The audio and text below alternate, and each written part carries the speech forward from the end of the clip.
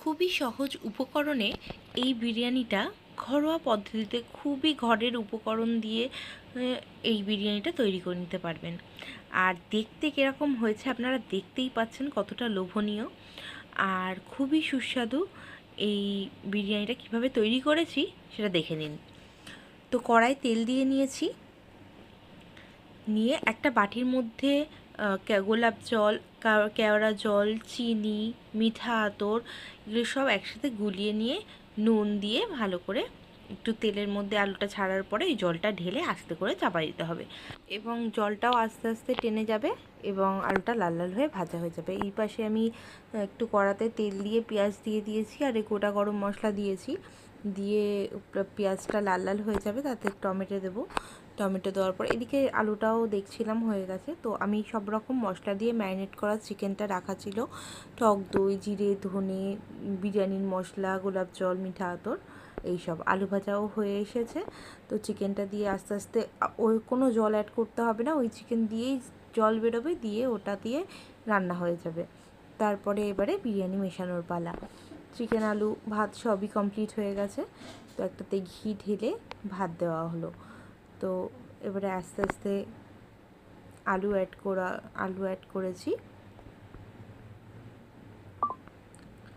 সব আলুগুলোই দিয়ে দেব। লেয়ারিং করব, কিছু আলু এখন দেবো আবার পাটে পাটে হবে, তো লেয়ারিংয়ের জন্য কিছু আলু রেখে দেবো, কিছু আলু দেব। তারপরে চিকেন অ্যাড করব। চিকেন অ্যাড করা হয়ে গেছে। তার মধ্যে এবারে যে দুধটার মধ্যে বিরিয়ানির মশলা, মিঠা আতর, গোলাপ জল, চিনি, গুঁড়ো দুধ, লিকুইড দুধ সব দিয়ে এই দুধটাকে তৈরি করা, তো এটাও বিরিয়ানির মধ্যে দিয়ে দেওয়া হলো। আর আরেকটা লেয়ারিং করার পরে আবার উপরের দিকে দুধটা দিয়ে দেওয়া হলো, দিয়ে আর কিছু সাদা ভাত বাঁচিয়ে রাখা হয়েছিল সেটা বিরিয়ানির উপরে দিয়ে দেওয়া হলো। তো বিরিয়ানির উপরে দিয়ে দেওয়ার পরে এটা এইবারে লাস্ট ফিনিশিং বিরিয়ানির মশলা, ঘি আর ফুড কালার দেওয়া হলো। ফুড কালার দিয়ে নিয়ে এবারে এটাকে গমে বসিয়ে দিলাম।